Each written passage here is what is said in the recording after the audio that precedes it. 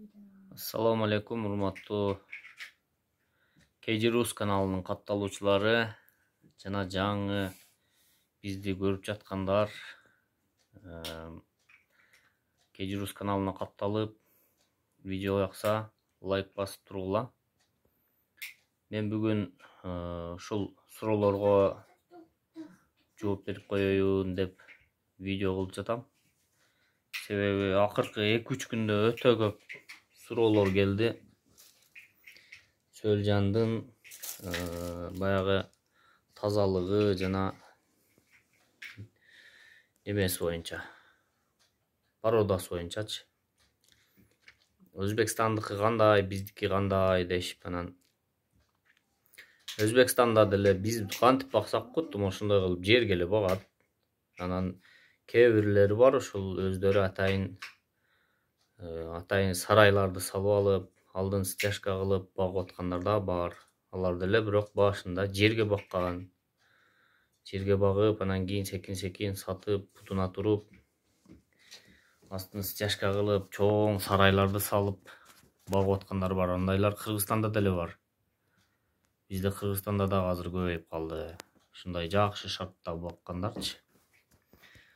Анан кече бир адашпасам 15-20 адам WhatsApp'тан жазды да, бир видеону жөнөтүштүр. Мына ушул тазабы, биздики эмне гибридпи депчи. Өзбекстанда Үмитжон деген, ошо бизден чоңбу кичинеби билбейм, Үмит акабы, үкабы, ушундай жакшы бир ийгиликтерге жетишип, Сөлжан бизнесин жакшы алып кеткен жигит экен да.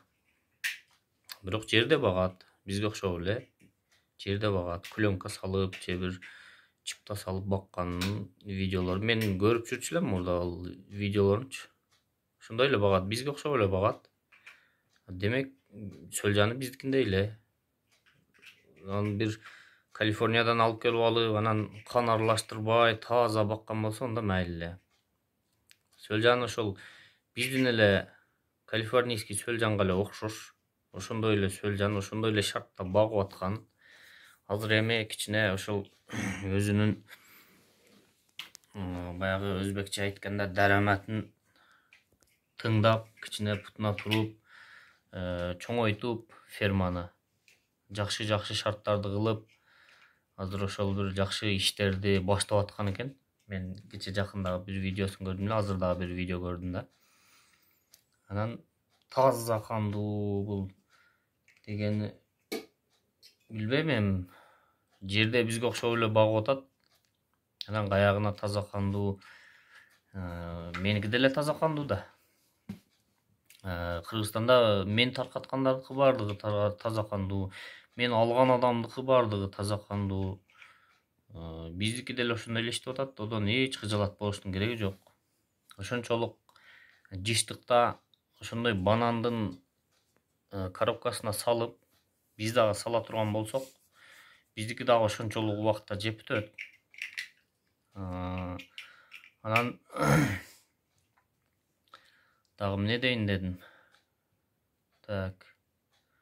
Дагы кандай суроо болду эле? Аларда эмнеге жыштыгы көп, бизде эмнеге Кыргызстанда жыштыгы аз деди да. Бизде сатып атат да. Мисалы, менде жыштык азайып калды. Мен себеби саттым, 3-4 ай тынбай саттым. Анан токтотуп койдум сатпай. Себеби жыштык азайып кетти да. Аз жыштыкта сатсаң элге жакпайт. Сеники аз экен, кой мен анан көрө мынадан алайын дейт. Бирок менин кошунам кылган, анда жыштыгы көп. Кыжыйттым элечи. Ал сатпады да. Ал кошунага мен өзүм токтотуп койгондо, мен өзүм аныкын сатып бердим 1-2 жолу. Азыр эми дагы кокусу спрос болуп кала турган болсо, мен сатып берем, клиенттер чалат да мага видеону көрүп. Менде жыштык аз, меники дагы бир 2 айда нормальный болуп калат жыштыгычы. Күзгө бар. Бирок күзгүндө не советую багышты. Күзгүгө бакпай эле койгула. Лучше эрте жазда баштагыла. Күзүндө эгер жабык сарай болсо бакса болот. Анан Түгүнө чыпта салып, пленка салып койсоңуз, чыптадан өтүп кетет. Мен гарантия берем. Чыптадан сөлжан өтүп кетет. Антип чыптада багып таза кандуу кылам деген бул өзүн өзү алдаган же элди алдаган эле да. Чыптадан өтүп кетет туугандар. Анан пленка салып койсоңуз, жидкий биогумусун алсаңыз болот. Пленка салып баксаңыз болот. Боло берет. Жидкий биогумусту аласыз, анан ошол пленкадан баягы сөлжандар өтө албайт. Ачык эле, туура эле. Бирок аны менен алардын баягы генин сактап калам деген туура эмес да бул. Себеби ал нерсе мисалы Өзбекстандан алып келиптир кечээ деп мага ушу видеонун жана ссылкасынчы. Ал Өзбекстанда жерде багылып келген, анан бир жерде пленкада багылган айырмасы жок да эч. Прямой Калифорниядан алып келген бойдон пленкада турса, ошондо ишенсеңер болот. Таза, мунуку таза депчи. Анан бул чатышпайт, аргындашпайт деп мен мурдагы видеодо айттым эле. Аргындашса эмдигиче аргындашып иштебей коет эле. Же болбосо топуракка кирип кетет эле. Азыр жыш болуп ошол эменин ичинде эле жүрөт, көңдүн ичинде. Булар көң жегенге жаралган, көң гана жейт, топурак жебейт. Ошондой туугандар, кыжалат болбогула. Майли албагыла эмес, алгыла. Кимден болсо, кошунаңан болсо, таанышың болобу, башка болобу, ким болсо, жакын, өзүңүздөргө жакын жерден болсо ала бергиле, любой адамдан. Анан ушу меники таза кандуу дегендер жаман күйдүрдү. Ушул мен мага канча адам чалып айтты. Ушул немелерге бир видеодон, YouTube'дан видео жооп берип койбойсуңбу? Алар эмне таза кандуу дешет, бизди сата албай калсын деп атабы же деп, биз деле ошолордон алганбыз го. Биз эмне өзүбүз жасап алдык бу сөлжанды? Же биздики чатышып кеттиби? Онуку чатышпайбы эмне? Ушундай суроолорду берип, анда кыжалат болуп аткан адамдар бар да. Кыжалат болбогула, чатышпайт, эч кандай чатышпайт. Анан жанагы Өзбекстандан келген сөлжан деген коттум эле биздин эле сөлжан. Ол ошол түгүнө чыпта салып, пленка салып койгон, ол ошол майли баракасын берсин, ушунчолук мээнет кылып алып келиптир, бирок таза кандуу андай мындай деп эле койбоптур дейт элем менчи. Себеби Өзбекстанда коттум ушундай шартта жерде багылган сөлжан анан Кыргызстанга өтүп эле таза кандуу болуп калбайт туугандар. Ушул эле неме, жыштыгы көп болушу мүмкүн. Айырмасы ошондой да. Жыштыгы көп болушу мүмкүн. Себеби ал сат элек да, анда көп. Анан сатып жүргөн адамдарда жыштык аз туугандар. Мен айтып атпаймынбы ошол, сатып жыштык азайып кетти эле, азыр сатпай койдум, токтотуп койдум, көбөйтүп атам. Мына 1 айдан бери уже кыйла неме болуп калды, дагы 2 ай турсам жыштыгы сонун болуп көбөйүп калат. Ошондой эле нерсе. Мисалы менен чалсам, мен кошунамда бергенмин да, кошунама сатканмын, ошол кошунам саткан эмесмин, эми мындай бергенмин жөн элечи. Ошол кошунамкынан алып, кошунам менен сүйлөшүп, ушундай клиент бар, ошого сатың, мындай кылып, эми ортомчу болуп алып сатып берген учурларым болуп атат.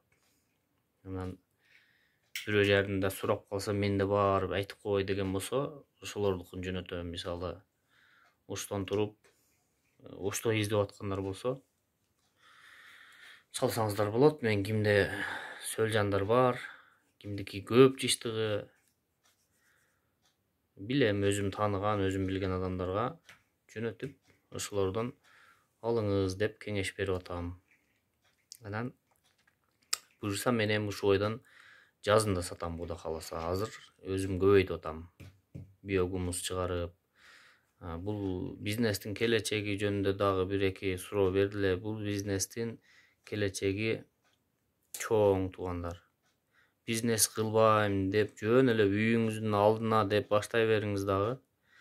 Анан кийин өзү секин бизнеске айланып кеткенин өзүңүз дагы сезбей каласыз. Мен ушу колдон келишинче жардам берип атам менен алгандарга. Менен албагандарга деле кеңеш берип, совет берип келатам. Кудай кааласа дагы жардам бере беребиз. Болгон билгенибизди айтып, түшүндүрүп, көрсөтүп Каналга катталып, лайк басып койгула туугандар. Дагы суроолор болсо, ушул видеонун комментарийге жазып койсоңуздар, мен жооп берип турам. Ушундай видео жооп кылып, анан лайкты басканды унутпасаңыздар, эң негизгиси ошол лайк менен таркайт видео. Элдин баардыгы билип, элдин баардыгы маалымат менен камсыз болуш керек. Görüşкөнчө достор. Саламатта болгула.